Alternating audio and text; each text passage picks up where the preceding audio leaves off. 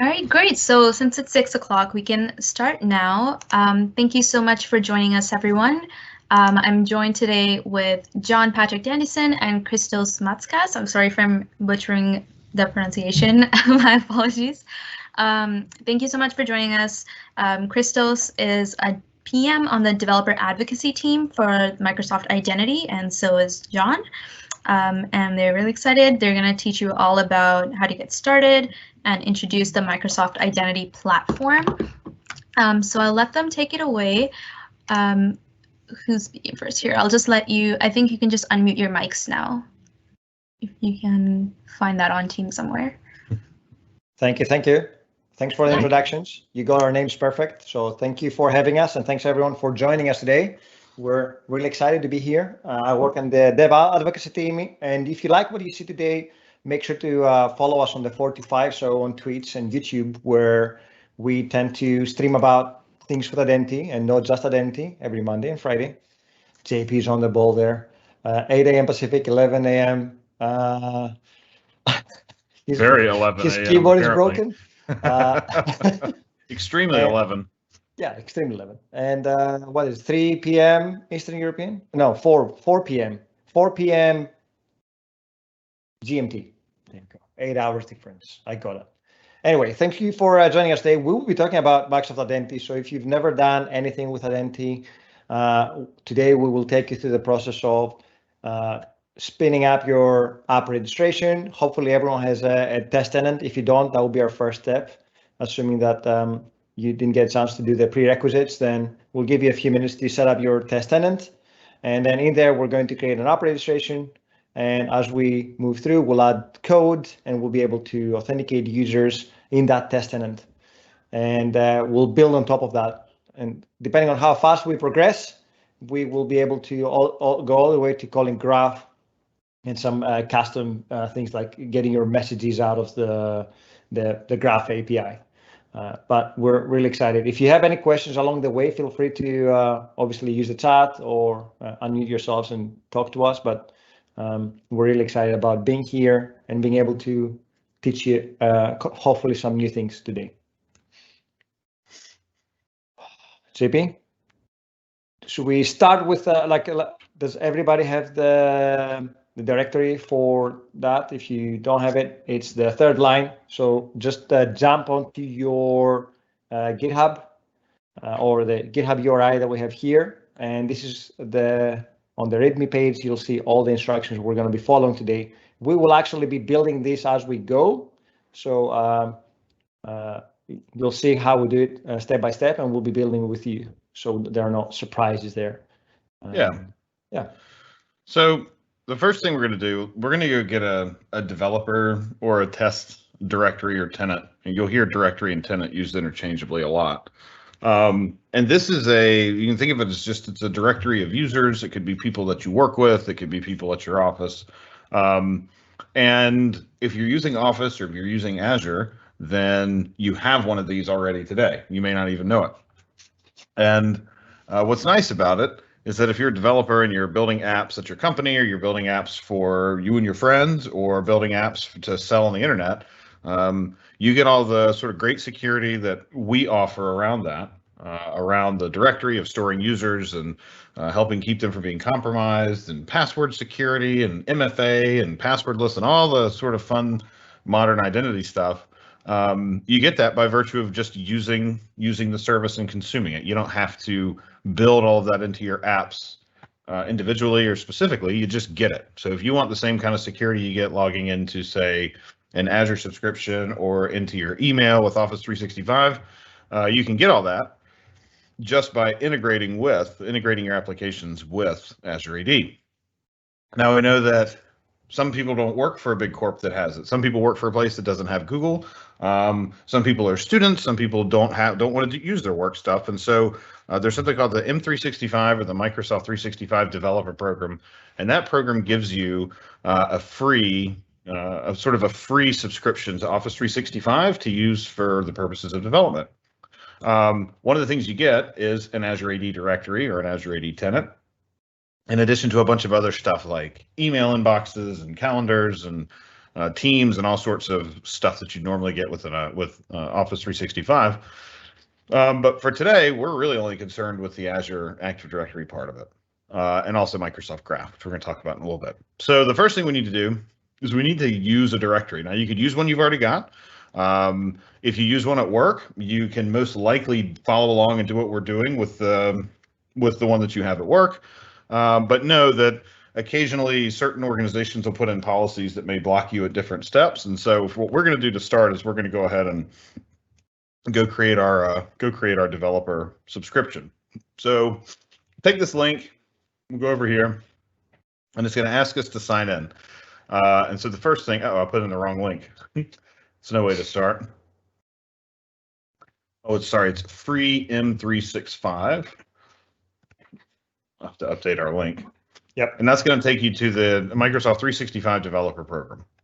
And of course, the first thing you do here is join now.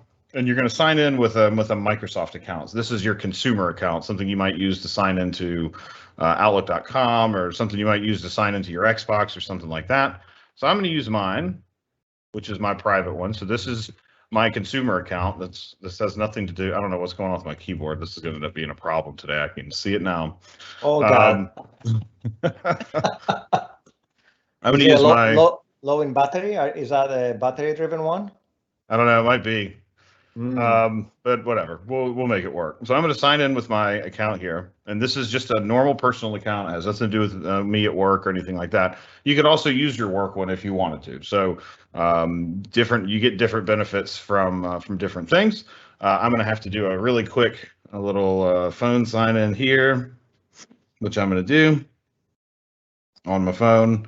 Make sure that it's me, and now we'll be at the now we're going to be at the Office Developer Center. So you notice I've already created one. If you don't have one, you won't have any here, and you can go ahead and create a new one. Creating one will probably take about a minute, 60 seconds, 60 to 90 seconds. So you can go ahead and create one. We don't need to worry about anything underneath. Users, mail and events, SharePoint. If you're doing things later on, or if you want to try some things like reading a user's email or reading their calendar or something, you can add these different sample data packs, and it'll just load that directory with a bunch of sample data, so that you don't have to send yourself 1,000 emails to go and test something out. So go ahead and create one, and when you go through the creation process, you're going to set up a new account ID, and that's going to be available here. So you notice I've already created my administrator account, and that's this one here, jpda at jpdatest1.onmicrosoft.com, and I've set a password. So that's really that's the extent of the kinds of questions you're going to get asked. Now, one thing to do when you're working with Azure AD is you will end up using private windows quite a bit. It just makes things simpler, especially when you're using a computer you might use for work or you might use for school. It's much easier to use a private window. So in your browser, you most likely want to use a private window for most of the work that we're going to do today. And to get signed in, it's just a matter of going somewhere like portal.azure.com, and when you're asked to sign in, we will sign in with our test account that we created earlier. This is going to get really annoying. I'm going to have to plug a keyboard in, I think. So I'm going to sign in with my account that I created a couple minutes ago. It's going to ask me for my password. And now it's going to say, you've got security defaults. You can skip this for now. So if you've got a brand new account, it's going to ask you to do some things like set up MFA, like set up your phone number so you can get a text message to sign in. You should have 2 weeks to do that, so you don't need to do it immediately. So I'm going to skip it for now because I don't really want to worry about it for now. And then you might be asked to stay signed in, and that's fine. You can do that because we're in a private window anyway. And when we get to the Azure portal, now we're at the Azure portal. Now we don't have an Azure subscription necessarily, so we're not going to be deploying things like virtual machines, but this is also where you get to Azure Active Directory, right? Hey, JP, can we just do a recap of what we've done so far? Because we had a number of people, like 25 people just joining us. Okay. So very quickly. Sure. Is that it? Mm-hmm. So we're going to be building an app today. It's going to use the Microsoft Identity Platform, and right now we are getting access to our test environment. So this is the link. This is the link that you can use if you don't have an Azure Active Directory directory today, you can use this link to go sign up for the developer program, which will give you a free one. So we've done that. We've created our directory. Our directory is available, and now we've signed into the Azure portal with that directory, or with the user that was created from that directory, so that we can go and look at our Azure AD tenant. Yeah, portal.azure.com and sign in with the account that you just created. If you already have an Azure account, if you already have an Azure subscription, or if you already have an Azure AD, feel free to use that one. This is just an optional step if you've never had an Azure AD tenant before. Yep. For those with Azure ADs, they can actually skip that step. Yeah, so if you've already got a directory or you have access to one, you can skip this step. But if you don't have one, or if you want to do one in your own environment or in an isolated environment where you're not going to break anything, you can go get a free one here, right? Yep. And if we go to the Azure portal, you'll notice there are lots of things here, but we don't actually have an Azure subscription. However, we do have Azure Active Directory. If it doesn't show up here, you can also search for it up here. So we can look for Azure Active Directory, or it's over here in the sidebar under all services. It'll be the same thing, Azure Active Directory, right? And when we go to our directory, there are lots of different things in here that we can do. We're not going to worry about this for the moment because we've got a couple other things that we need to do, but we will be back here in a few minutes. So if you've already got this up, that's fine. Leave it up. If you don't have it up, that's fine too. So we're going to get this window out of the way. Now, there are two other things that we're going to need today. One, you're going to need VS Code or some kind of an editor that you that you want to use. If you've already got one set up, that's fine. We don't need anything really special, but we're going to use .NET and VS Code. So the first thing we need to do is go get Visual Studio Code. So we're going to go download Visual Studio Code. It's free and it's available on all operating systems. So no matter what you're using, .NET and VS Code are cross-platform and open source. Yep. So that's code.visualstudio.com. You can download it for all sorts of different platforms: Windows, Linux, Mac OS. I'm going to download it for Windows because that's what we're using. And this is a fresh machine. So my machine has nothing special on it. This is just a fresh machine. So we're going to download it. It'll take you to this window, and we'll go ahead and download it again. And then we'll go ahead and run the installer. And this installer is largely a next finish type of an operation. You can leave the defaults. If you want to read through them and choose different settings, that's fine, but we'll just take the defaults. So typical Microsoft fashion, next finish, and we're going to finish. Now that we've got VS Code, which let's get this zoomed in a little bit. Once you have Visual Studio Code, we're going to be doing stuff in .NET today, and C# in particular. So we need to go and get the C# extension. There's a link to the C# extension, or you can come over here to extensions. So extensions are these little, I don't know, Lego. It's like a little Lego block over here, and we'll just search for C#. And the first one should be the one from Microsoft. So make sure you install the one called C#. It's got almost 10 million downloads. Make sure it's the one published by Microsoft and click install, and it's going to install that. And it may ask you to choose your theme. I'll just use the regular one. So now we've got C# ready to use in VS Code. Now we need one more thing, and then we'll be ready to start writing some code. So the next thing we need is .NET, and we're going to use the latest .NET 5 today. What we're doing would also work with .NET 3.1. If you're using .NET Core 3.1, that's fine too. If you don't have .NET at all, it's get.net, and that will take you to the download page. So that's get.dot.net, which is really easy to write, not so hard to say. And this is where we're going to go to download .NET. If you're on Windows, this should prompt you with whatever platform you're using, if it can be detected. But we want the .NET SDK for .NET 5. That is correct. This is 5.0, so we want to get the .NET SDK. So we also point people to the GitHub repo that also has the instructions. So if they fall behind or they're stuck somewhere, they can catch up very, very quickly. Yeah, so the repo for all the code that has all of the instructions that we're going to use today is all right here in this in this GitHub repository. Feel free to clone it, but you don't need to clone it. You don't need to have the Git tools. You don't need to do anything with Git today. But the code itself and all the links to these different things and the instructions, these are all out on GitHub. So you can go follow along there, and you can listen to us for color commentary. Or you can do this with your friends, because obviously everybody loves to have coding parties with their friends. I know I do. Anyway, so yeah, so this link is where we're going to get the code, and we'll go get that open here in just a minute. Mm-hmm. So now we've got to get that. You did mention about .NET Core 3.1. One thing to mention is that the bootstrap code for the creating file new project, if you were to do that with the CLI, is slightly different for 3.1. So I would advise everyone to follow .NET 5 because it has all the authentication templates built in.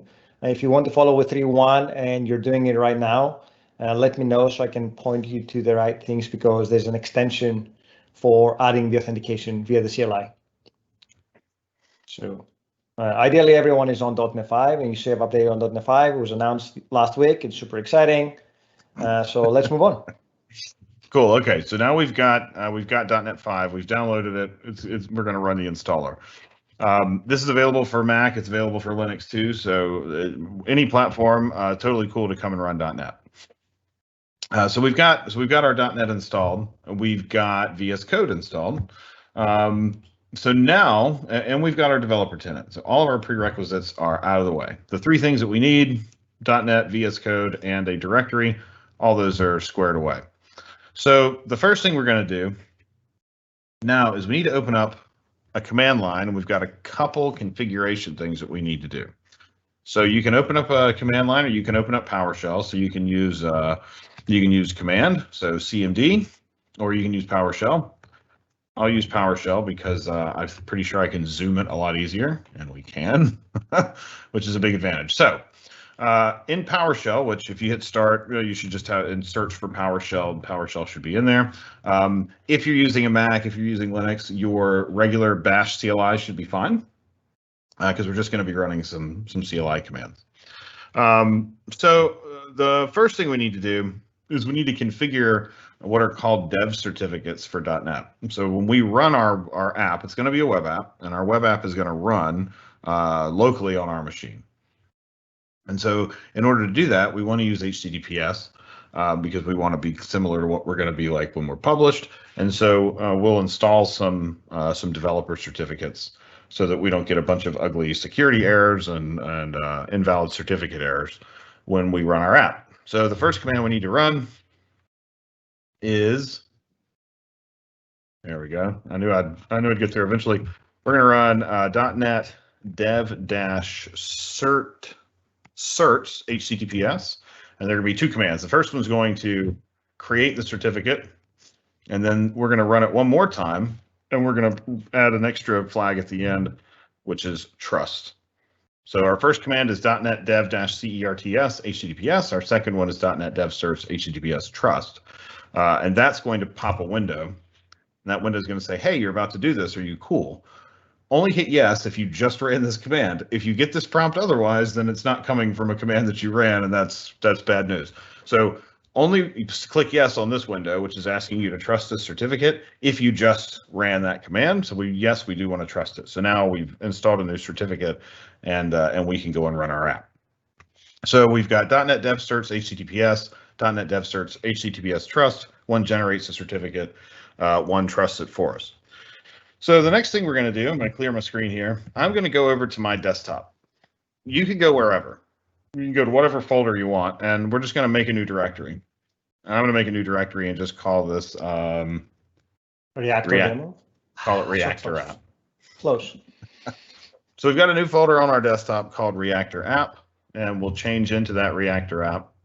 And now we're going to actually create our app. There are lots of different ways to create apps in .NET. We're just kind of using the one that's sort of most common for every platform. If you're using Visual Studio has a wizard for doing this on Visual Studio on Windows and on Mac. But we're just going to do it from the command line because we know everyone should have access to that regardless of platform. So the next thing we need to do, we're going to run a command called .NET new, and .NET new is our way of creating a new project. We could create a new console app here, a new web app, a new MVC app, a new, pretty much anything you can do new in Visual Studio, you can do new here. So we're going to create a new project, and the type of project is going to be a web app, one word, W-E-B-A-P-P. And we're going to have one flag, and that flag is auth for authentication, and we're going to say single org. So this is the command we need. .NET New, create a new app, .NET New web app, and we're going to say, hey, we're going to use single organization auth, which is Azure AD. You can put those two in your head together. It's the same thing. So we're going to run this, and it's going to run through and download some stuff, and we're going to have a new app get created. So you notice it says there's something new called reactorapp.csproj. It's going to do a .NET restore, which pulls down all the different packages that are needed to make this work, and now we're done. So now we need to open our project. So we can do it a couple ways. Since it's on my desktop, we can just go to the desktop, and you'll see the code that's in there. But one of the nice things about VS Code is if you're using VS Code, you can just type code period, and now VS Code will load up in that folder ready to go.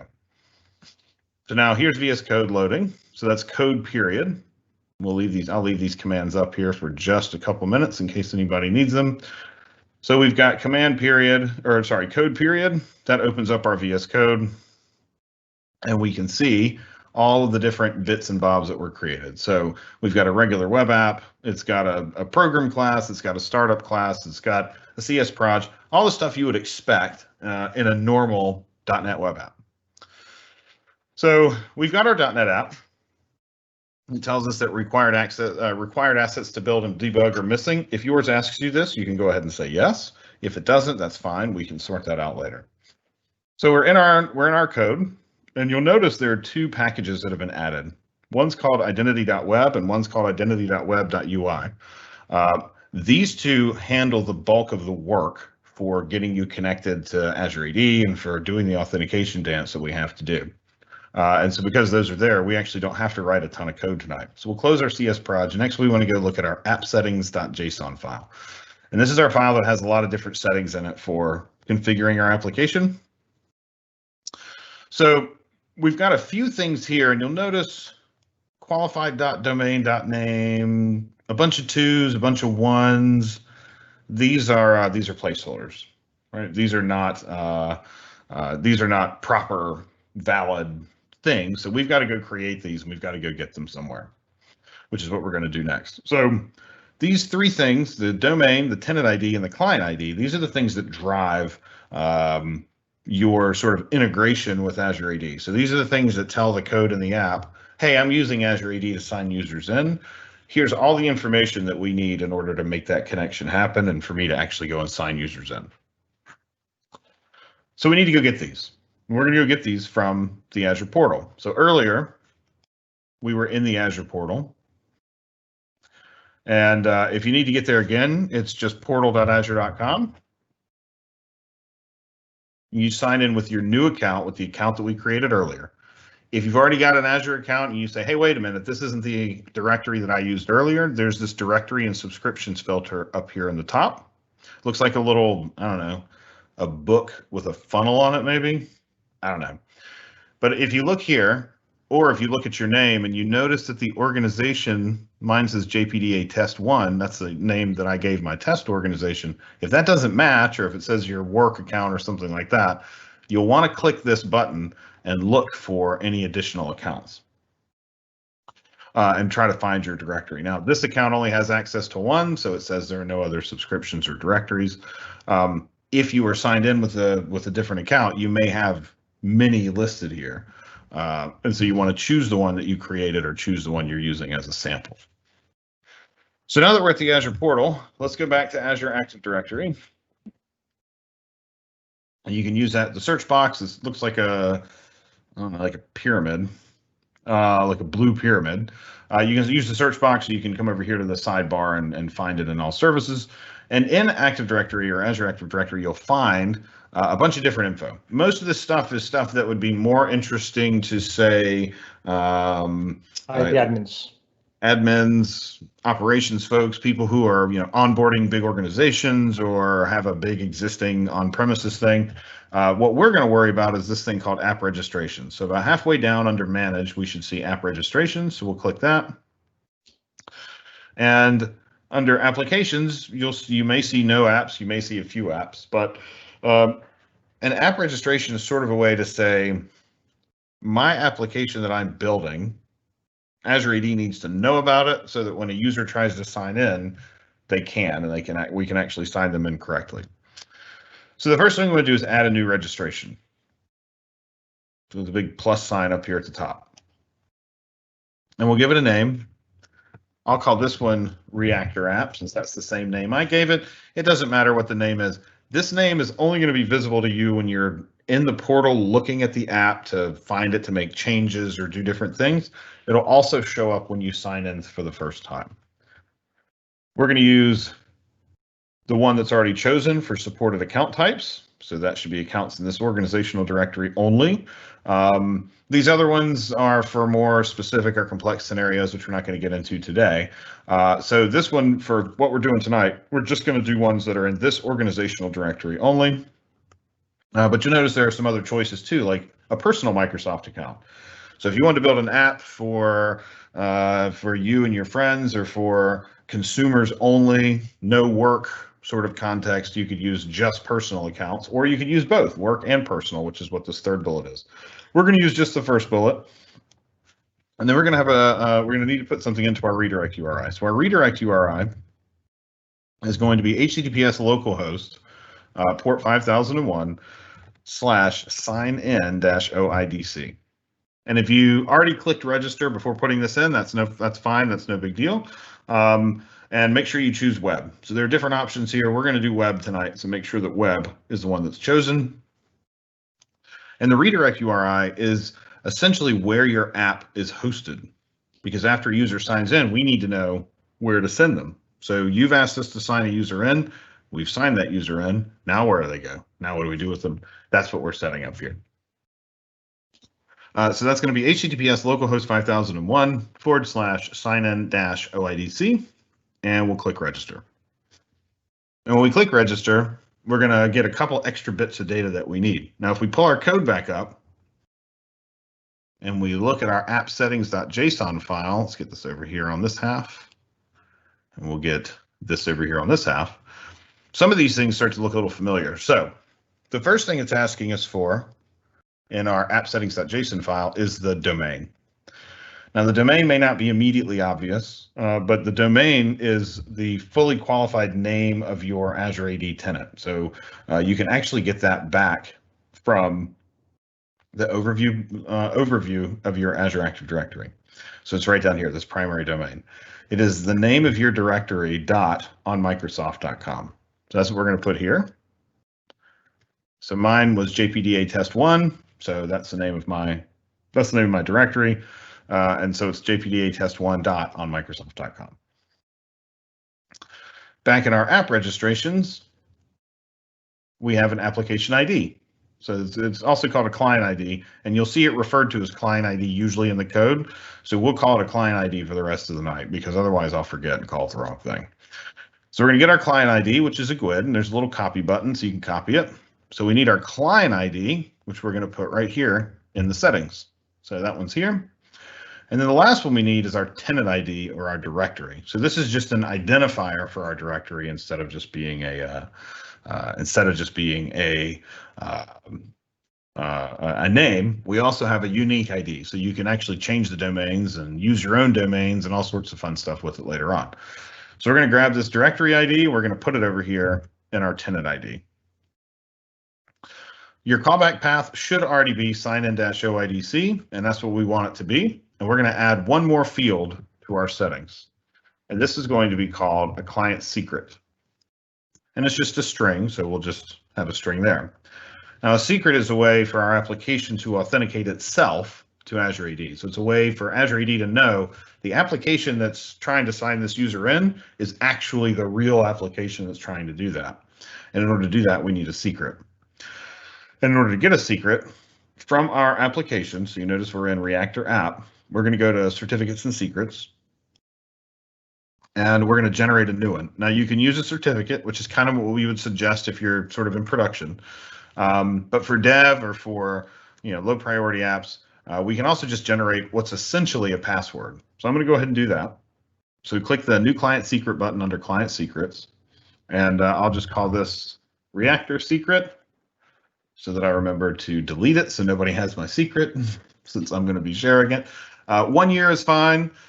We would kind of suggest that you don't use never, ever. So never is kind of like having a password that never expires for your application, which is fairly dangerous. So we kind of suggest that maybe you don't do that. 1 year should be fine for what we're working on tonight. So we're going to add that. Make sure to put a reminder after the year. Yep. So you'll have a value. So once this gets created, we'll end up with the name of it will show up down here, the name we gave it. It'll have an expiration date, and it'll have a value and an ID. We just need the value. So you can use the copy to clipboard button and copy that out. And then we're going to paste that over here into client secret. Okay. The value, so our secret value is in here, and now our secret value is in config. So it's super, super important to remember you now have a secret, which is essentially a password, in a configuration file on your machine. So it isn't something you want to check into source control. It isn't something you want to broadcast to the internet over Teams. It isn't something you want to share with anybody because this is a secret for your specific application. So you want to kind of treat it like a password, which essentially it is. So we've got our secret here. I'm going to go ahead and close this app settings.json window, and we've got everything that we need for our application to work. So at this point, we've done essentially all of the work that we need here in the Azure AD portal, right? Yes, yes, yes. So let's go back over to our code and take a look at the first few things that we need to do. Now, we made our changes in app settings. So we've added our tenant ID, our client secret, and our domain. So because we have those, we should be good to go. I think we've got all the bits that we need for our app to run for the first time. What are we missing? One step, line 34 on startup.cs. That's true. We need to make sure that we're using code flow. So if we were to try to run this now, let's take a look at the error that you're going to get. So we've added our configuration settings, but there's one extra change we have to make to the code. So I'm going to do a .NET run in the terminal. If you don't have a terminal at the bottom, if you click View, you'll see Terminal in the VS Code window, and you can just do .NET Run. You can also just press F5 on your keyboard, and that should also run it. So it's running right now, and it's running on localhost 5001. So let's click that link and see where it takes us. So and in fact, I'll just type it in up here again, just so you can see it. So here's localhost 5001. Now I'm at a login window. So that's good. So we at least have done something, right? So we managed to get the login window to work. This is not the account we want to use because this is my personal account. So we're going to use another one. And let's sign in with our new account that we created as part of our developer tenant or our test tenant. Needs my password. And now it says, hey, do you want to, we got to skip our security defaults again, of course. You get used to seeing this. At some point, it's probably worth it to just do it. But now you see we get an error. So it's going to tell us, we're getting an unsupported response type. And it says a response type of ID token is not enabled. So what this really means is we haven't enabled what's called the implicit flow in OAuth or OpenID Connect in order for us to get a token. And there's a reason for that. And a lot of the reason is the implicit flow is not inherently secure. So there's some things about the implicit flow that are kind of risky. It's sort of the riskiest of all of the different OAuth and OpenID Connect flows. And so because of that, we don't want to use it unless we absolutely have to. And luckily, we don't absolutely have to because we're building an app that's running a web server. So we don't really have to go the implicit route. But it does mean that we have to make one change to our code. So let's go back over to our code. And in our startup, get this out of the way here. In our startup, it's a pretty standard startup that you would see if you created just a normal .NET web app. The one thing that you notice is we have services.add authentication, and then we have this new thing, add Microsoft Identity web app. This is part of that Microsoft.identity.web package that we saw earlier that was in our CSproj file. And this handles the bulk of the configuration for us. So it's going to go get that chunk of configuration out of the JSON file, and it's going to handle all of the work of redirecting the user over to Azure AD to sign them in, receiving the user when they come back and processing all the data that they get and figuring out who they are and creating a cookie to sign them in. So it handles all of that for you with this one line, which is super cool because we get it. Christos and I talk to developers and work with developers every day, and most developers don't really care a whole lot about identity insofar as they need to get it done as part of their project, right? They've got a database to design, they've got web pages or screens in their mobile apps to design, and figuring out how to log users in and building a user database and doing all that sort of stuff, it just doesn't fit. It's just too much. It's a ton of extra work. We don't want you to be a protocol wizard. We don't expect you to be a protocol expert in order to use our platform. We try to make our libraries extremely simple to use and geared towards people who just need to get work done and don't want to be identity experts. That being said, in this case, we have to add one fairly specific bit of code specifically for changing the response type. And the response type is how we're asking Azure AD to send us our data back. And because the way it is by default is using implicit, we want to not use implicit and we want to use something a little bit more secure. It's worth noting, by the way, that the SDKs team or the Microsoft Identity web team is working towards eliminating the need to add this extra line of code. So in the future, it should be non-implicit by default rather than the opposite right now. So what we're going to do is right after our add Microsoft Identity web app call, we're going to do a services.configure, and we're going to configure Microsoft, or sorry, what was it is this? Microsoft Identity Options. Microsoft Identity Options. We're going to do a configuration on that. And there's my keyboard doing its thing again. I'm telling you, your battery is running low. Apparently so. This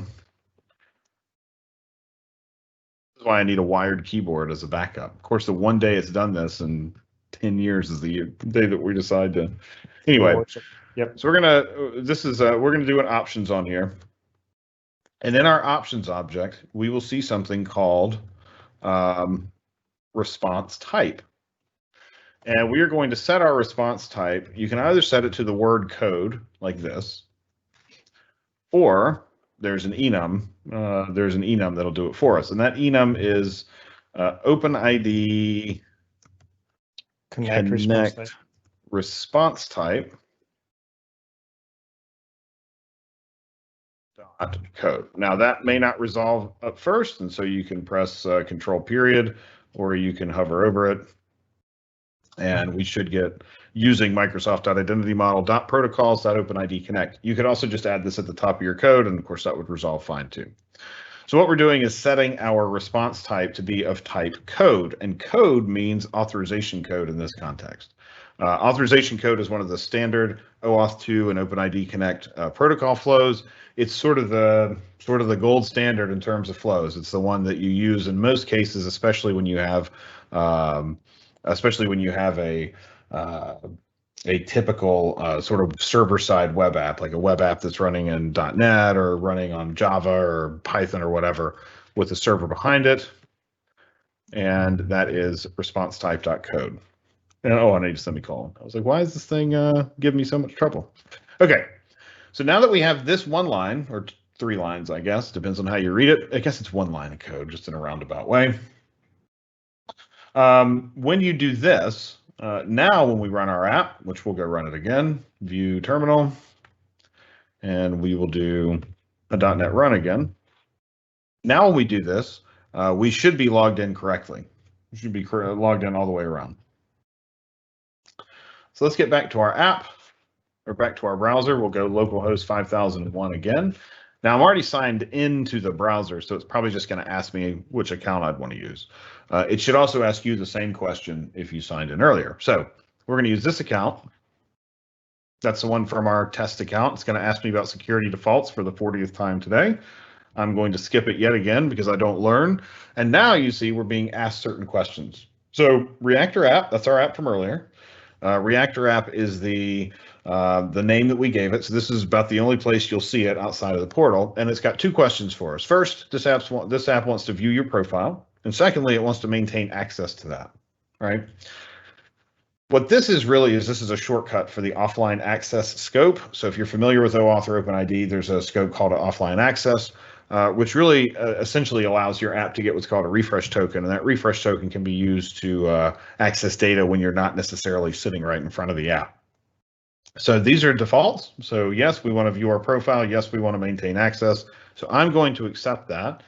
And now, ideally, now we're in our app, right? So you'll notice it has my name up here in the top corner.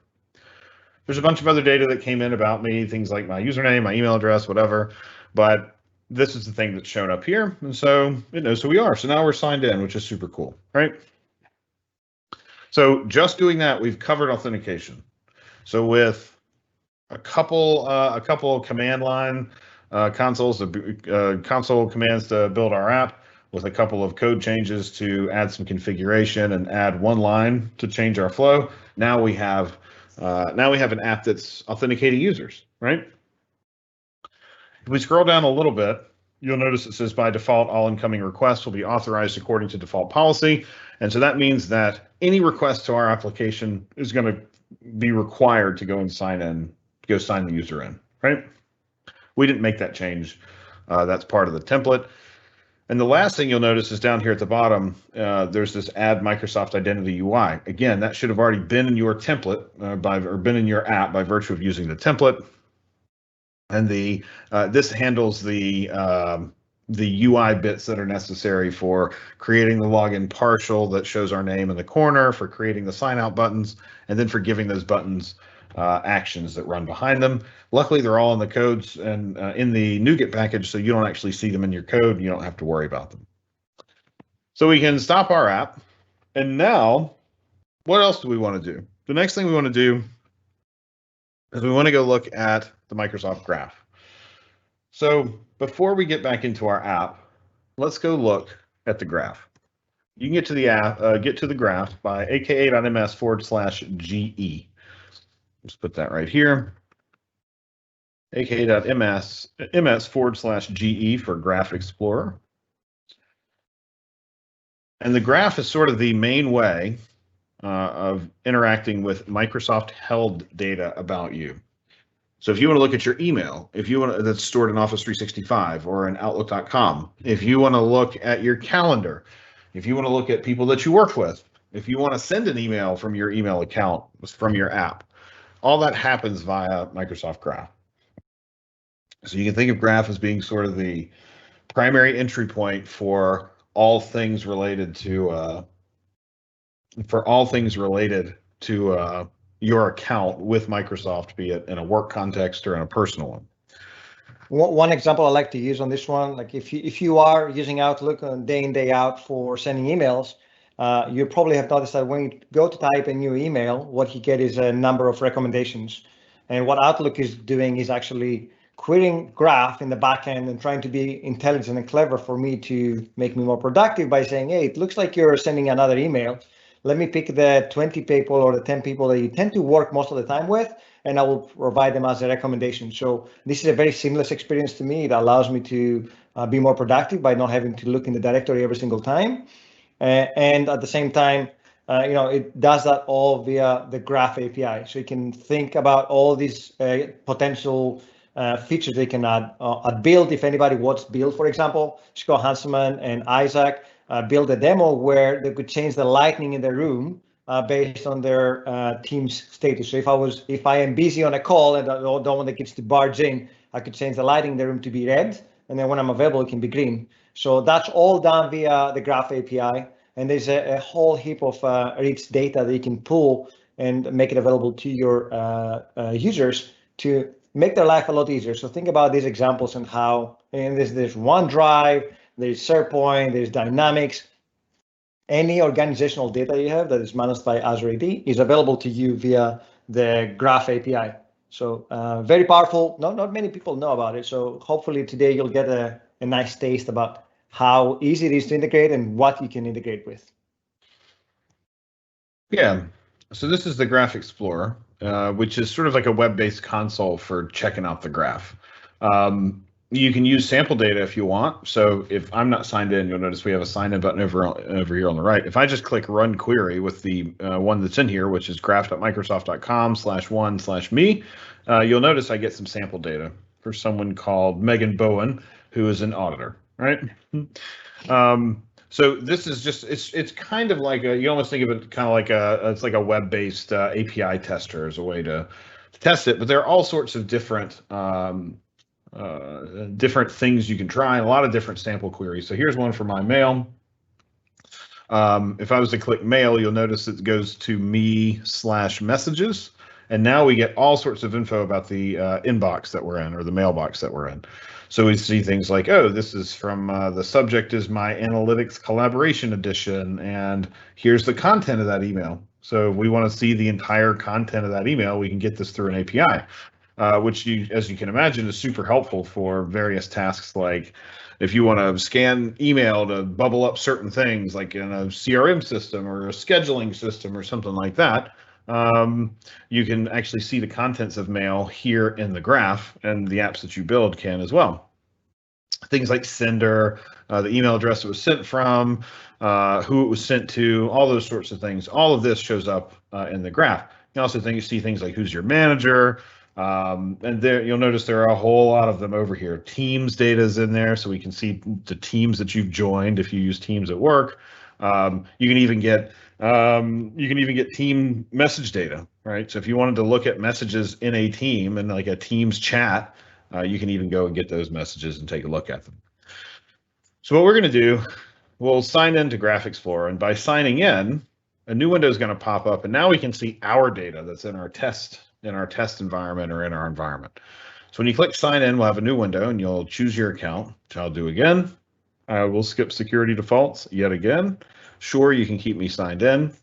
And now my name and picture are going to come up over here, at least my name. My name comes up over here, and you'll notice the account that we're signed in with does as well. So now if we go to graph.me, if we go to graph.microsoft.com/v1.0/me, now we will see me. So this is my account. So this is my account in my test environment. Now I don't have much data in my test environment, so there's probably not a whole lot of info inside of things like mail. Not to mention we haven't talked about consent yet, but we're going to get there. And I don't have a photo, so there's no photo to be seen. But this is a way for you to test different things out. In addition to just getting data, we can also push and patch data.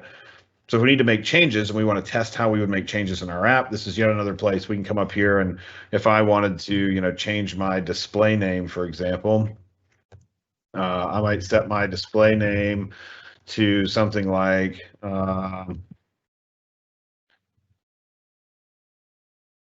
changed. Not sure. I'm not 100% sure if that's going to work, to be quite honest. But we'll try to do a patch here and see if it takes it. No, it doesn't. It doesn't like that. Let's do not sure. Maybe I picked the wrong thing to try. Oh, sorry. It doesn't need to be on profile. I believe it needs to be on just me. And so now it says forbidden, right? So I'm trying to make a change to my account, but it says, oh, you can't do this. You need to consent to that. Mm-hmm. So you may be saying to yourself, oh my God, I can't believe my admins can read all my mail and anybody can go and get it out of different things. And so because of that, there's this whole concept around consent, and consent is a way for you to say, hey, this app is cool to say, read my email, but I don't want it to send emails as me. Or this app is cool to show my profile, show my picture, show my name, but I don't want it to be able to change my profile or change my name.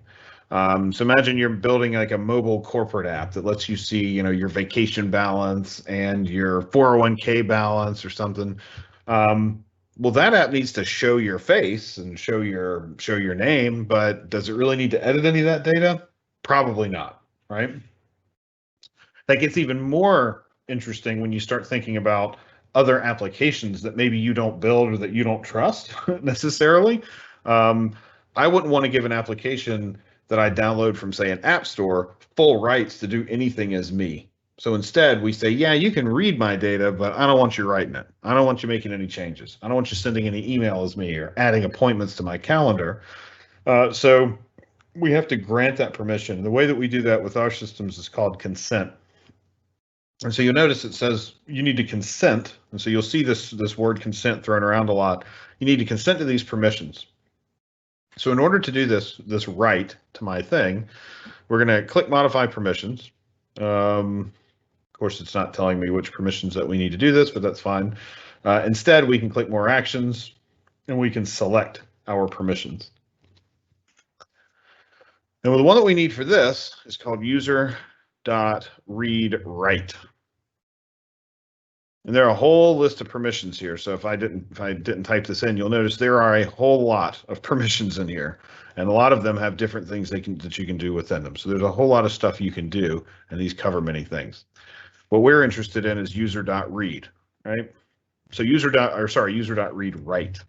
And read-write is going to give us the ability to write just our user, right? Just a user that consents, not everybody's user, just every user who says, yeah, that's cool, we can do that. So I'm going to check this box, and now you'll see I'm going to get another sign-in window. And the sign-in window is going to be a little bit different this time. Now we're going to be asked, hey, this app would like to read and update your profile. So now as a user, I have to make a decision. Is this an app that I trust? Is this an app that I know is going to treat my data, match my privacy laws, privacy regulations? Do I trust this app to hold my data and maybe modify my data? Who built the app? What kind of app is it? What kind of things does it do? So we go through consent to sort of keep that from to keep that blast radius pretty small and keep that blast radius pretty tight around what apps can do. So this app's going to say, hey, it's going to let the app read your profile, but it's also going to let it update your profile information on your behalf. So yeah, we're going to let that happen. So I'm going to click accept. And now that we've accepted it, you'll notice here on the side, it says under status, consented. So now we've done it. So in theory, if I try to run my query again, my display name should now be updated to have changed and added at the back of it. So let's see if that worked. And it did. So we got back a 204, which is no content, which means it was successful. And now if we change this to a get and we pull back me, we should see my display name has changed, right? So now I have a new display name. It doesn't really make a whole lot of sense that I have changed at the end of my name, but we did it programmatically, which is super cool. It also means that now on all of the subsequent login screens, you're going to see, hello, John changed, but whatever, that's fine. You can only make that change once before you start to look weird. Changed once, changed twice, changed thrice. So anyway, so that's the graph. So we want to add some of these, we want to add some extra stuff to the graph. So let's start with querying the graph to go pull some data in. So let's get back to our application, make sure it's not running. And this is a Razor Pages app. So if you use the web app, .NET New Web App template, you're going to get what's called Razor Pages. If you're using MVC, the way you're going to do this is fairly similar. So let's go to one of our pages and let's go look at our index.cshtml.cs. And this is it. It's 26 lines of code, and all of it is boilerplate. There's nothing here. There's really nothing here at all. All it does is say welcome. And the code itself isn't doing anything except for creating a logger, so that's pretty straightforward, pretty easy. If we go look at the HTML page that's associated with that, we see welcome, learn about building web apps with ASP.NET Core. And it's got a title and whatever. So we want to call the Microsoft graph. We want to query the graph just like we did, and we want to show some extra info about that user, right? We want to show their display name, or we want to show their ID or something else. So in order to do that, there are a couple things that we need to do. So let's go back to our startup to start. And in our startup class, we are going to make a couple changes. Now, all the code for these changes is out at the GitHub repository. So if you want to follow along out there, you can. We'll make sure to post the, I'll post the link up again so you can get to it if you need to. This is the link to the code that we're going to be working with, and the code that's out there sort of has the final thing that we're going to walk away with, tonight. So you can use this link to get to the code. In fact, can we put this wonder if I can put this in the chat. Make an announcement. I guess I'll make an announcement with the link to the code. Okay. So we need to add 2 lines of code here. The first one is going to be enable token acquisition to call downstream API, which is sort of a mouthful, but it's going to do a lot of work. So by adding this line to, so this is a chained call off of add Microsoft Identity web app. By adding enable token acquisition to call downstream API, what we're really saying is we're asking the identity stack to not only sign the user in, but then also give us a way to go get tokens for that user, give us a way to get access tokens that we can call other APIs with, okay? Now, the side effect of having an access token to call another service is that we need to store that token somewhere until we're ready to use it. So the other thing we're going to do is add an in-memory session token cache. Now you notice there's some other token caches here, a session token cache and a distributed token cache. The session and distributed ones fall back or not fall back, but depend on ASP.NET configuration for those 2 things. So if you're using session in your app, you can use a session token cache. If you're using a distributed cache in ASP.NET, you can use a distributed one. When you're in production, you would almost certainly use one of these 2 because an in-memory token cache, you lose all the data whenever the app stops or whenever you're on multiple servers. Because if it's in the memory of one server and that server isn't the one doing the request, it's going to be a bit of a bad time. For local dev, using in-memory is fine because we're just going to be running locally. So we're going to add in-memory token caches too. So these 2 things are the 2 things that we need to enable us to go and call our or to get tokens to call other APIs. There's one more thing that we'd like to add, and we're going to add this at the very top. And this is services.add HTTP client. In .NET, the way that we're going to do our calls out for HTTP to make HTTP REST calls or API calls out, the way that we do that is going to use something called an HTTP client, and the HTTP client has some weirdness or oddities in how it works, especially when it comes to the underlying resources in the OS and in particular on Windows. So the HTTP client, if you create one and then you immediately you create an HTTP client, you use it, and then you delete it or discard it, dispose of it.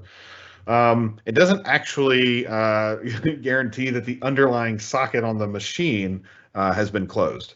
So this has been a problem, sort of a decently known or well-known problem for a few years now. And so instead of creating new ones every time, instead we're going to let .NET handle the creation and tearing down of all of those different HTTP clients with a common and deal with the sockets on its own. And so we want to do that by letting it handle it. That's why we're going to add this HTTP client here up in our services, in our configure services method. So we're back in startup. Excuse me. We're back in startup. So we've added our HTTP client, and we've added our 2 lines here to enable token acquisition and to add in-memory token caches, right? So now we're going to go back to our index page, and this is the code behind our index page. And we've got a couple new things that are going to be coming in. The first one is an I token acquisition. We'll call that the token getter. And if we resolve that, you'll see it's using Microsoft.identity.web. So you can just add this line if you'd like, or you can let your browser, let your IDE do it for you. So we're going to need that. And the other thing we're going to need is an I HTTP client factory. We'll just call that the client factory. And again, this will be one that needs to be resolved too. Control period will give you using system.net.http. We'll put a carriage return here so you can see all those. So these are the 2 that we need: I token acquisition and an HTTP client factory. So we need to add these extra fields here. So we'll have a private. If you right click on the properties in the constructor, it will actually go, and there's an option to go and create these for you. The private getters and what have you. That's another option. Okay. Where? Oh, I saw it somewhere. Brady was saying to me, maybe it's an extension. Probably. So we're going to add two private class level variables. One is our I token acquisition, And we'll call that the token getter. People laugh at me for my underscores and say that I'm an old man, and they're not wrong, but I like them because it means something to me. You can name them however you would like. And we're also going to have a private read-only HTTP client, and we're going to call that underscore, let's be more verbose, underscore HTTP client, okay? And then here in our constructor, we're going to go set those. So we're going to set our token getter to our token getter, and we're going to set our client, our HTTP client, to our client factory dot create client. So create client handles creating a client for us, and we'll have a client that we can use. We're only going to make a couple HTTP calls, so this should be sufficient for us. There are all sorts of neat things you can do with the HTTP client factory. You can create some with names and do all sorts of wild stuff with it. But for what we're doing tonight, we don't need any of that. So the iToken acquisition interface comes out of identity.web. And by adding our enabled downstream or enabled token acquisition for downstream API in our startup, that's what adds this to the container. So this is what adds it to the services container, which is the whole dependency injection container of ASP.NET. Add HTTP client is what adds our HTTP client factory and makes that available too. So now that we have these and we have these available, we need to go get some data. So let's go get some data. First, you need to add the authorize for scopes at the top of the page. Yeah, we'll get there. Fine. So, we'll do it your way. So we are going to go to we're going to go, and if we look at our token getter object, you'll notice we have get access token for user async. So there's a difference between an access token for a user and an access token for an app. For us, and what we're doing, we just need to get one for the specific user who's using our app. If we were doing, say, a Windows service or a background app or some type of app that a user, well, not a web app where a user is signing in, we could use an access token for an app, which means the app is only signing in as itself. Typically see that in tools, admin tools, backend services, that sort of thing where it's not interactive. So we don't need to worry about that for today. We're going to get one for the user, and this is a pretty common use case for web apps. So we're going to get an access token for the user, and now it's asking for scopes, which we haven't talked about yet. The scopes are the permissions that we needed. So the permission that we consented to earlier for user.readWrite so that I could change my profile, that's an example of a scope. Now, for what we're going to do to start, we just need to read the user's profile. So we're going to create a new array here. So this is sort of shorthand for a new string array. You can do either one. So we're going to have a new array, and we're going to have one item in that, and it's user.read. Now, you'll notice this is an async method, so we actually need to await this method. And of course, by virtue of us awaiting that method, now we need to mark it as async, and we need to return a task. So now we're ready for our app to go and get a token almost. And once we get that token, what are we going to do with it, right? Call the graph. So now that we have our token, we're going to call our graph. Thank you, Christos. I'm still here. I'm paying attention. So now that we have our token, now we need to go call the graph and do something with it. So let's get our client here. And the first thing we need to do is we need to look at the default request headers. So that's default request headers. And in particular, the authorization header. And the authorization header is the header that gets sent that has your token in it. So you may have heard of bearer, B-E-A-R-E-R, authentication, OAuth headers. That's what these are. So we need to set our authorization header on our client. And we're going to set that to a new authentication header value. And this is a system.net.http.headers authentication value. You could put a using in for this if you didn't want to have this long thing in your code. It's the only place that we're using it, so I don't really care. We'll put a line break here to make it easier to read. But the scheme, which is the first thing it's asking you for, is just the word bearer. And the value is the token. And the token itself, if we check, the token itself is just a string.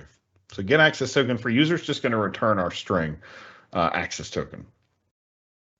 So we've set our header to make our call outbound, and now we need to go actually make our call outbound.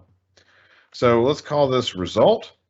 We're going to do HTTP client dot get async, and we're going to call the graph, graph.microsoft.com/v.1 v1.0/me. So everything looking good so far? So far, so good. And because it's get async, we need to put an await in front of it. And this is the sort of the extent of the setup. Now we've got a couple little housekeeping things we need to do. So we'll start by checking if the result is successful. So if it is successful, we want to read the content out of it, right? So let's call this me content, and this will be the result.content. And we're going to just read it as a string because I know it's not a whole lot of data. There are different cases, and of course we need to await it because it's async. There are some cases where reading this as a stream, maybe more efficient, especially if you're dealing with, say, larger data that you're getting in. But the amount of data we're talking about for ours right now is quite small, and we're not really going to do a whole lot with it except for print it. So we don't really necessarily have to go and worry about reading it out or handling the stream. So we've got our me content, and now we need to show it on our page, right? Now, I learned some things about Razor Pages, thanks to Christos, in that in order for me to show some data on the page, all I really need is a public field. So we're going to go back to the top of our page. We're going to call this a public string called, and we're just going to call it me data. And that's it. Public string me data, nothing else. And this is going to give us a place to store our data and then reference it in our HTML, in our Razor page. So let's get back here and let's just set the value of me data equal to me content. If I say this too much, it's going to start to sound a little ridiculous. So we're going to set the value of me data to me content. But, and then since we're done here, we could just return because we're finished, right? Now, if the result is not successful, let's just print the error message so we can see it and figure out what to do with it. So the other thing we'd want to do is we'll do me data, and we will set me data equal to, and this is called string interpolation. If you're not familiar with C#, this is one of my favorite things. So we'll just give it a little message like result failed, or we'll say graph request failed. And in here, we'll put the status code. So we'll do result.status code so that we'll get the HTTP code. And then we can also get the content. And typically the content will have sort of further debugging data in there. So we're just going to say graph request failed, result status code, and then the result content. Right? We don't really need to worry about multiple enumerations of that content because we're only going to be reading it sort of in an either or type of a situation. So this is called string interpolation. It's what lets us use our just stick variables in our strings with these curly braces. So now what we're doing at this point, we've gotten a token using token getter. We've set the header value of our HTTP client that's going to go call the graph. We've called the graph, and now we're going to print the data. So we have two more things to do, and then we're going to go run our app. So in our index.cshtml, we need to show the me data somewhere. So all I'm going to do is right before the bottom of this div, I'm just going to add a new div, and we're going to use @model me data, which is super simple. No models, no silliness you have to do like with MVC. It's just there. Right, which actually I kind of like that, but we're just going to do model me data, and so that's going to show up underneath our learn about blah blah blah, learn about building web apps with ASP.NET Core. And there's one extra thing that we have to do. So back in our index.cshtml.cs, what we've done here is gotten our token request handled. Microsoft.identity.web and the token getter are going to handle going and getting the token for us. Now, there's a notion of something called incremental consent. We're not going to talk about it yet, because we're going to talk about it in a couple minutes. But we need to add an attribute called authorize for scopes at the top of our class. And what this is saying, or what this is doing really, is essentially it's saying that when this controller, or sorry, when this page runs, when this class is instantiated to run this page, when this page runs, we need certain scopes in order for that page to run successfully, right? So in order for our token getter call to succeed, you'll notice we're giving it scopes. So we're giving it this user read scope down here. The authorize for scopes on the page itself is telling identity.web, hey, we need these scopes to be available for the calls that are happening later on in this page. So please make sure they are available so that we don't have any issues with permissions when we go and call it. So that's what this authorize for scopes attribute is. In MVC, you can use it all the way down to the action method. In Razor Pages, we have to use it at the page level or at the class level for the page. So it needs to go up at the top. Now, the only one that we need for right now is user.read. So that's the only one we're going to use. So we've made our changes. We've added a couple extra pieces of some extra things here to hold our injected classes. We've configured those here. And in our get method, we're going to go call the graph and take a look at the data that's in it. So I think we're ready to run it. So let's get our terminal back up and we'll do a .NET run on here again.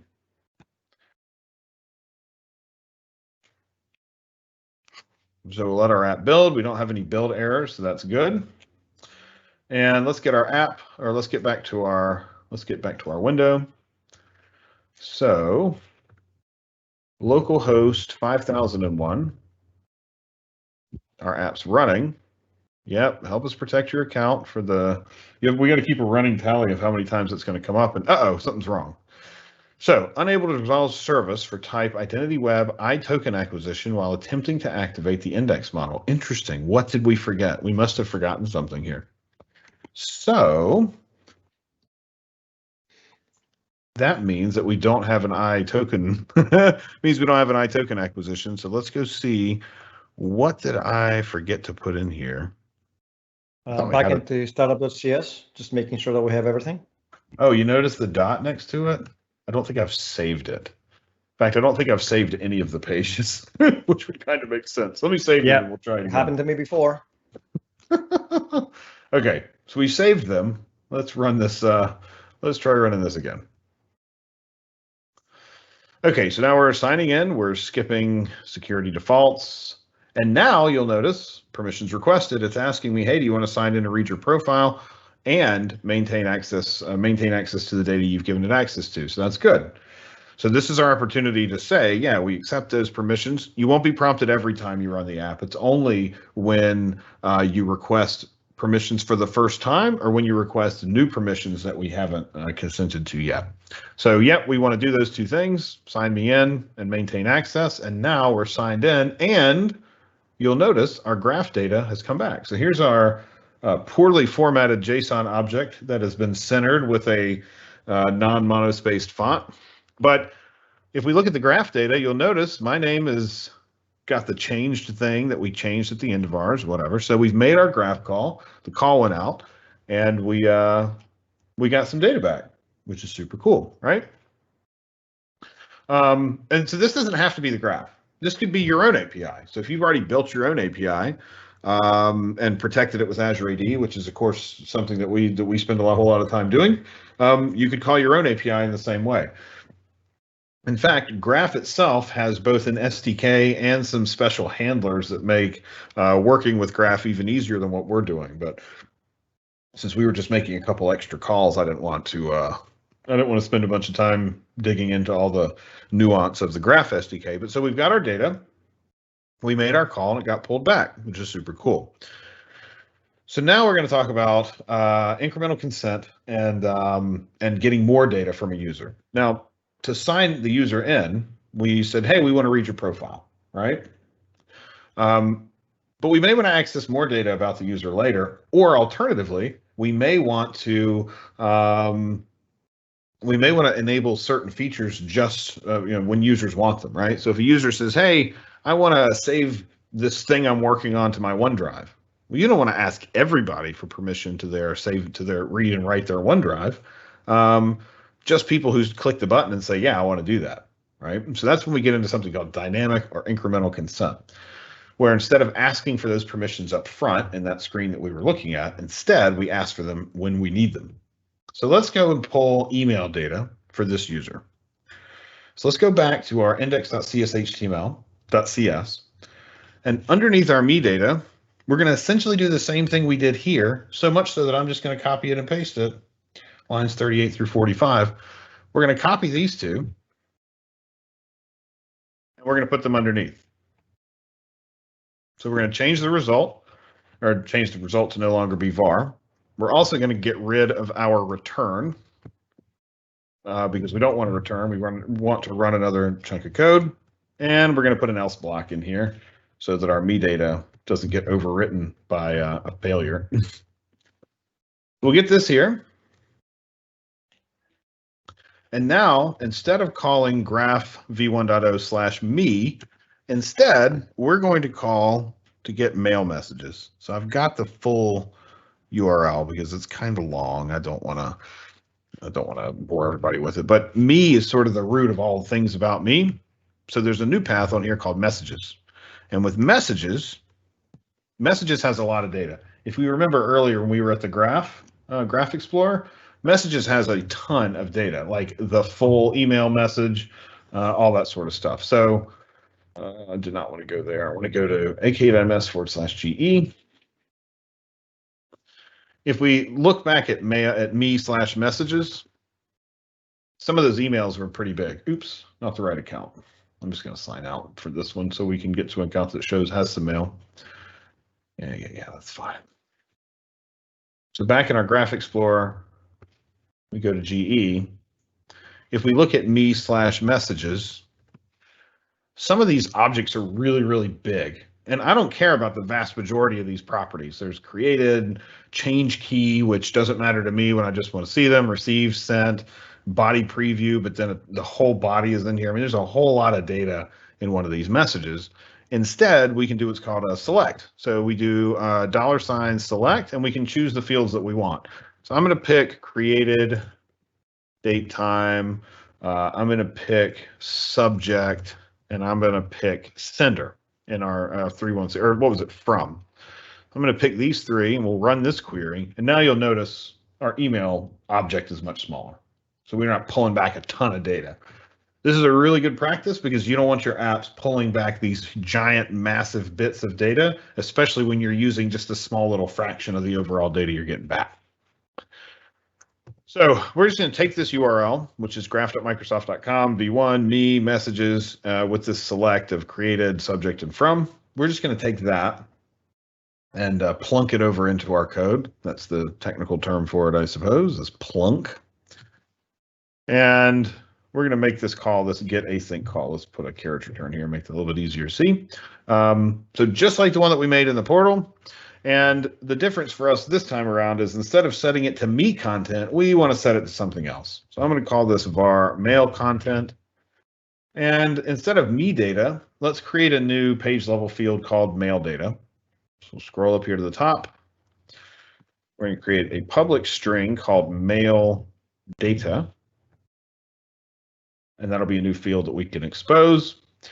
And then we'll set mail data, mail content. And we'll get rid of our return. And then lastly, of course, we'll do our same, we'll just copy our else from here so that if this request is also not successful, we'll have our error message. Now, if we run this as is, you're going to get things are going to blow up. And in fact, we'll run it so you can see it blow up. So make sure .NET run. Make sure you save. Good call.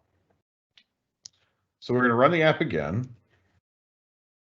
fact, I'll click sign out just so that we can get signed out.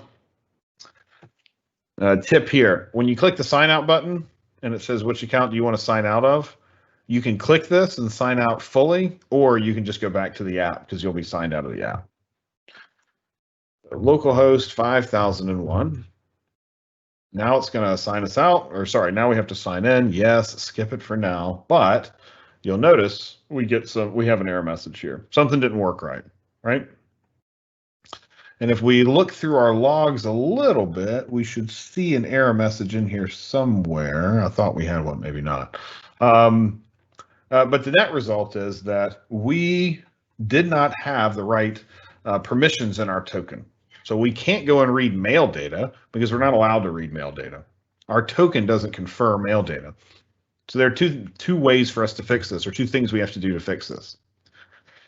So first, when we're doing our access token, we need to also include the mail.read scope. So mail.read is what maps to me/messages. And of course, all those mappings are available in the docs for Graph. So this is the first thing that we need to do, but you'll remember we had another, if this looks familiar, it's because it's also up at the top of the screen. So up here at the top of the screen, we also have authorized for scopes, and it's the same thing here. So we're saying any requests in this page need to be able to fulfill both of these, user.read and mail.read, when the token acquisition call happens, right?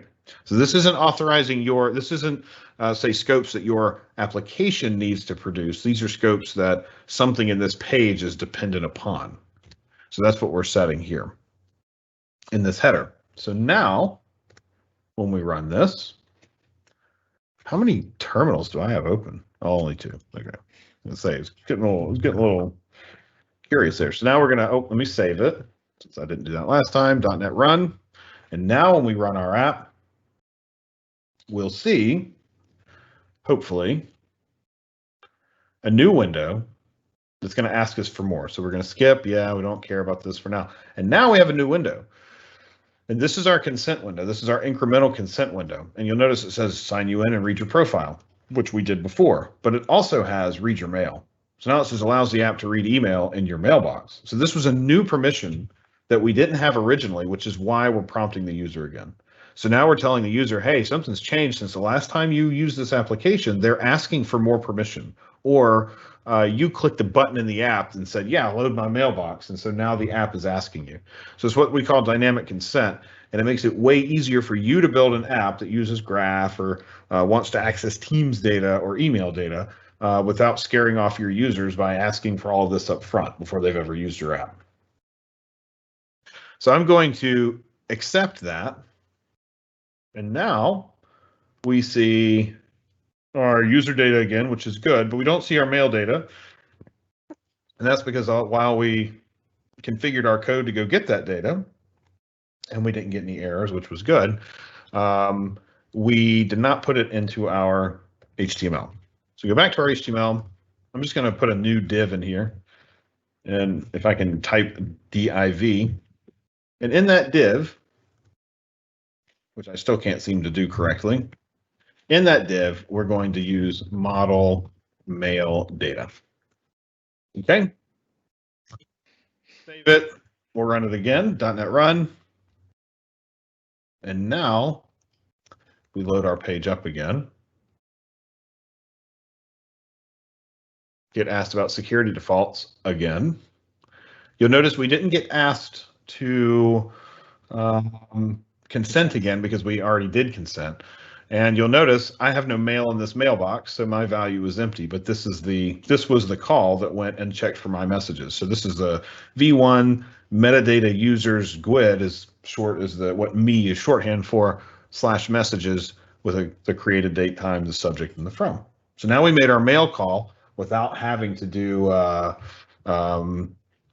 successfully, and we didn't ask for that permission until later on. Instead of asking for it at the very first sign-in. So there's one that we did have a question earlier about customizing the view, customizing what it looks like, in particular the login screens. So I'm gonna close the app for a minute, and we'll go look at how to do that, because that's a fairly common ask that we get. So let's get back to your Azure portal. Okay, so you got your Azure portal here, and we'll go back to Azure Active Directory.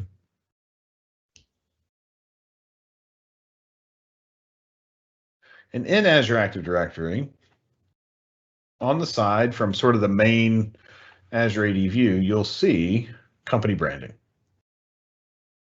And company branding is where we can add pictures, logos, graphics, all sorts of things. So I have an image on my main PC, which I'm going to copy over to use as my background, which is one of the things that you're allowed to change, right?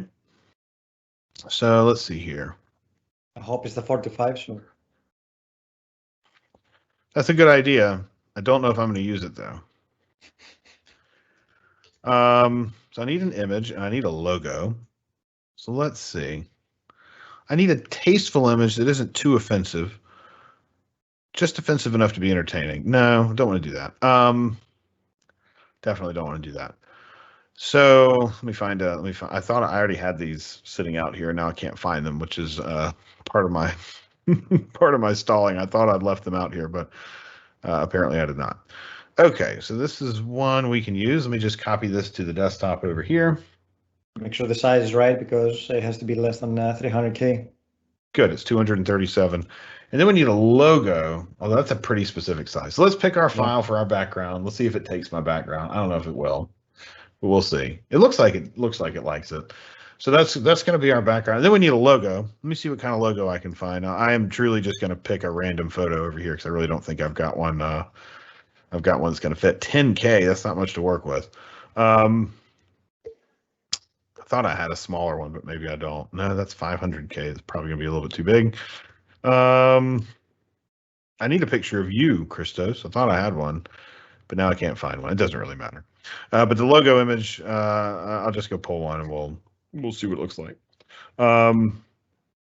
This is what's going to show up on all of your login pages. So let's just save what we've got. You can also change colors. So if you want to pick specific colors, there are different logos that show up at different times, square logos, square logo images, and then you can also turn on and off keep me signed in. But we'll just set our background and save it. And now it's available. And you can have them for different locales. So if you want to have different photos for different parts of the world that your users are coming from or whatever, you can. So let's go sign in somewhere and take a look at what's different. So let's just go back to our app. Why not, right? Localhost 5001. I'll sign out. Localhost 5001. Doesn't look like our brand. Sometimes branding takes a few minutes to get sorted out, so it may not be ready just yet for us to use. You can also put in a username hint. So if this is like, say, your code, then it would be, your employee ID at yourcompany.com. Like you have an opportunity to change things here. You also have an opportunity to change some sign-in text. Excuse me. So if you want to do things like, this PC is monitored, all that sort of silly legal stuff that people like to put in here. That'll be our sign-in text and our page background color. What's a really good bright color? Like, I don't know what 24, 24, 24 is, but we're all going to find out together. So let's save this. So we've got our default branding. Company branding's all squared away. Okay, cool. So we've got our company branding, and let's see when we are going to see it. Usually it takes a few minutes. If it doesn't come up, I've got another tenant we can use to go look at one that has saved and replicated and all that sort of good stuff. I guess maybe it takes a couple minutes for it to show up, but that's okay. We'll try it one more time. If it hasn't shown up yet, then we'll go look at another one. So I have another one here that we'll use. So this is another tenant of mine. Usually would have a username and a password. But like the background is different. There should be some custom text, although that's not there either. Let me just pull it up for the sake of simplicity, instead of trying to talk about it.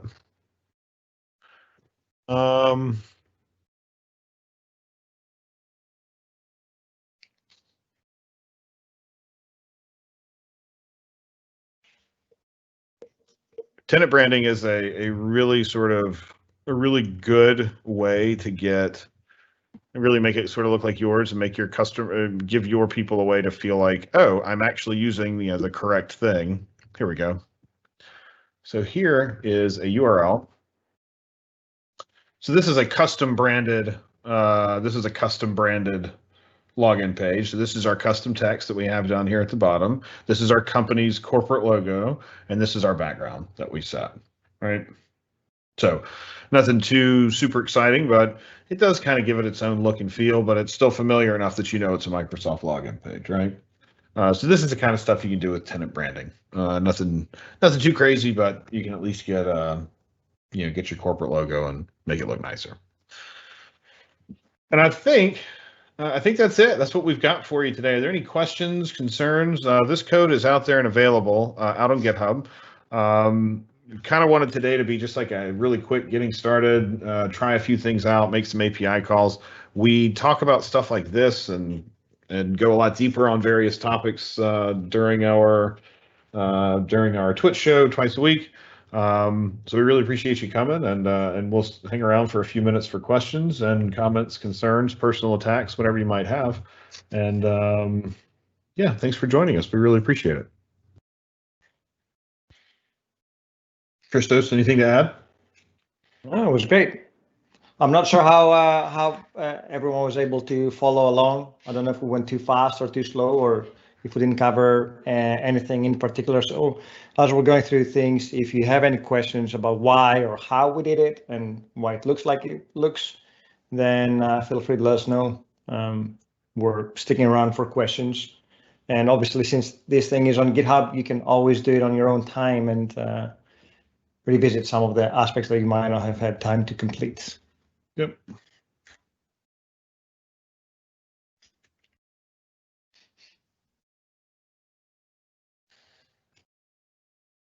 We'll put our notes back up here with all the links just in case anybody needs to get to any of them.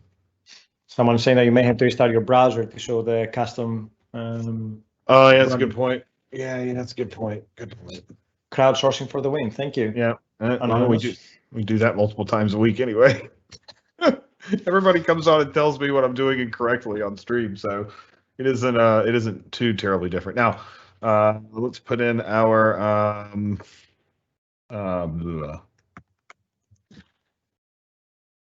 test one on Microsoft.com.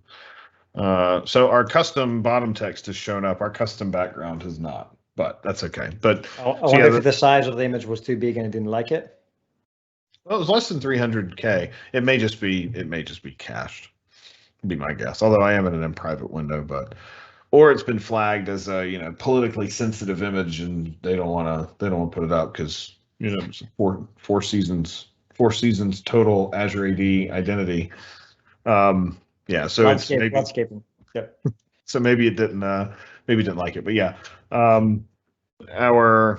at least our message underneath is shown up. So halfway there. Yeah, halfway there. And if we had put in a company brand, that replaces the Microsoft logo that's up here at the top. So. Do you wanna point people to the GitHub repo for Microsoft.web? Maybe we can take them through the process, because it's a very new library. It was only released back in September.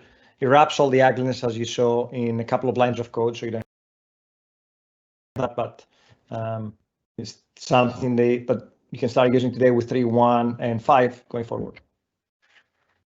Yeah, so there's actually a really great wiki for identity.web that talks about all the different ways to use it. If you're building a web API and you want to validate tokens, if you're building a web app like we were building, if you're building a Blazor WASM app that's running in totally in the browser with C#, if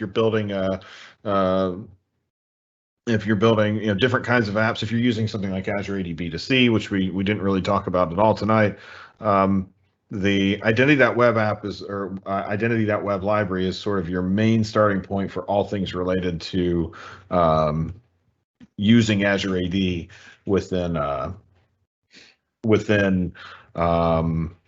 .NET and .NET Core 3.1 and up. Yep. Someone is asking about how they can get in touch with us and how they can follow. I'm just gonna paste the links to our Twitter handle and our Twitch channel in a second, so you can connect with us.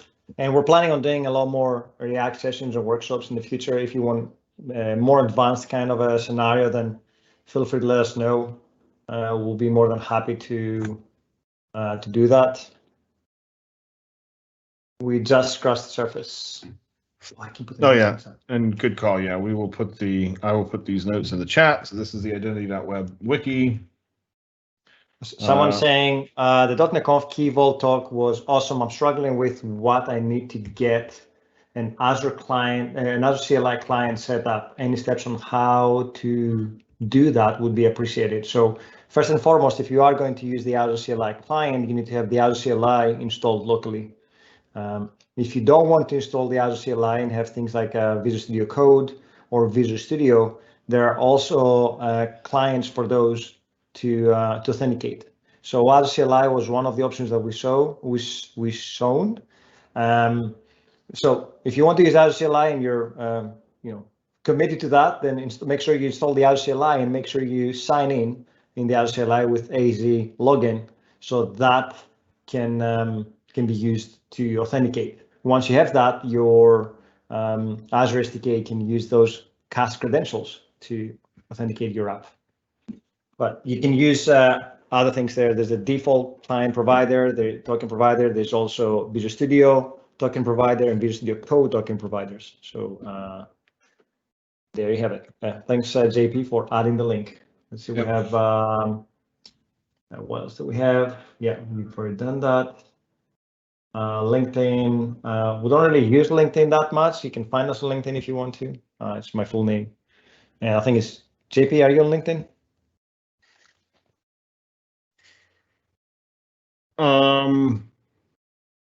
Yes. Is it JPDA, or did you break the mold there? Well, I have an account there and I get lots of emails, but I have yet to actually go there in a long time. Well, let me see if I can find you. So I should go ahead and apologize to anybody who has reached out to us on LinkedIn. I don't really go there that much, so I'm pretty bad about replying to emails and messages on LinkedIn, and Twitter ends up being much better. Yeah, we're a lot more active on Twitter. That's true. I've got yours on my profile. Let's see if there are any more questions. How do I get to other functions in Identity UI, such as change password and register user? So that's a bit of a there's a little bit of a difference there. And identity.web, which does this to add authentication and add a Microsoft Identity web app, this is handling the bulk of configuring ASP.NET identity for using an external provider like Azure AD. So ASP.NET identity, of course, is completely generic and open to, you could use a database, you can use Facebook and all those other things that are built into ASP.NET identity. The only thing about ASP.NET identity is that it works in that app and you own it entirely. So all the code is yours, all of the database that might have users or anything like that in there, that's also yours. And so what we find is better for developers in many cases, not in all, is instead of having to own that database themselves, having to own all the code themselves, using an external system like Azure AD or like Azure AD B2C takes a lot of that sort of onus off. It takes a lot less that they have to deal with, because now it's managed. Now it works. Their IT admins are managing it if they're using it at work, and the developer isn't on the hook for doing that. Not to mention, if you've got 50 apps that you have to build for your business or for your company, you don't have to replicate all that in all 50 of them. That being said, you can still take external identities like from Azure AD and sort of shove those into ASP.NET identity. And that's using what's essentially, I think in ASP.NET identity, it's called social logins, or it may not be called social specifically anymore. I think it's called an external login or external accounts. And so what that does is translate an external identity into an ASP.NET identity, And then you can do things like edit profile and reset password. The only thing to keep in mind is profile editing and password resets aren't necessarily valid for users who are stored somewhere else. So in your application, if you're using my corporate Azure AD, you're not going to be able to reset my password for me in your application. Like I could go, over to Azure AD and reset my password, but you won't be able to reset it for me inside the app because you don't know what my password is. In fact, you never see it, you never touch it. Profiles are a little bit different because I may have my work profile, but you may also capture extra data about me that's specific to the app, and you can do that with ASP.NET Identity too. So I don't know if we have any up-to-date samples or examples of using external identities with ASP.NET Identity, but if we find one, we will be sure to post it so that we can so you can take a look at it. There's another question. What if I don't want to force sign in for the app? I use a login button so the user cannot see the auth context from the start. Yeah, that's totally configurable. Out of the box, the ASP.NET templates come with force login, so there's no landing page where users can browse around, and then when they need to authenticate, they can authenticate through the button. There are other examples, and then JP is actually showing that now. If you go to the if you add the allow anonymous, then it should not prompt you for a login when it comes in. So you can configure that in startup.cs if you want to exclude certain pages, or you can use the attributes in the pages as well to exclude that. Same for MVC as well, same for Blazor, same for gRPC. All these capabilities are available across the full ASP.NET stack. Yeah, so there are a couple ways to do it. You can do it on a per controller, per page basis. Using allow anonymous pretty much says, hey, don't do it. Don't worry about signing a user in. You can also use what's called authorization policies. So our default policy that gets added by default is that all incoming requests have to be done here. But you can also create specific policies that have to match certain things, like you must have a claim that says you are in a certain role, or you must be of a certain age, right? You must be over 13 because 13 is like the big number for online services and who can sign up for online services. So you can set those and do those with authorization policies, which you can reuse all over the place, or for more sort of straightforward or apps with different structure, you can just use allow anonymous. And now if we run this, we shouldn't be prompted to log in at all.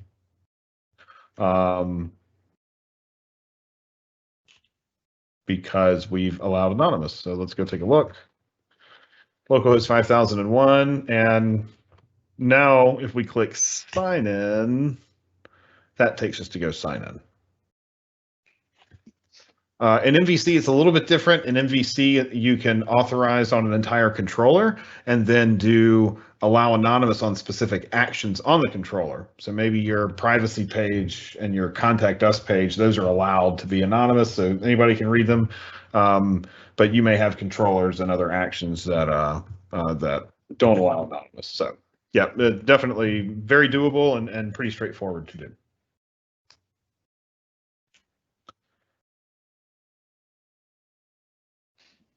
Trying to see if there are any more questions. Someone mentioned that we went a little bit too fast in the beginning, but there was an assumption that everybody had an account or a tenant, so we skimmed through that a little bit. If you didn't get a chance to create it in the beginning, then hopefully you have the time to do it offline. And as we've said, if you get stuck anywhere, or if you go over it and you have questions, then feel free to tweet us or email us at 425show@microsoft.com, and we'll be more than happy to answer you. But yeah. Yep, more than happy to help. Glad that we could come and hang out with everybody. And thanks for playing. Yeah, thanks for coming. Thanks for following along for those that were able to follow along. And we appreciate your time today. I know that in some parts of the US it's fairly late, so that's fun. Fun for us, fun for you, hopefully.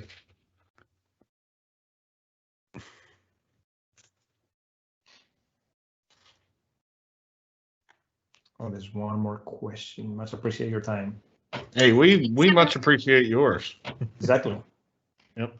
Yeah, no, I think that went great. I mean, people were super engaged. I know 2 hours is a long time, but yeah, people are still asking questions right up until that last 2-hour mark, which is awesome. Awesome. Yeah. All right, let me just answer. Will there be a recording available? Yes, there will be in. Are we still live, by the way? We are. Oh. Oh, it is. Oh, yikes. Sorry about that. Thanks, everyone. No sweat.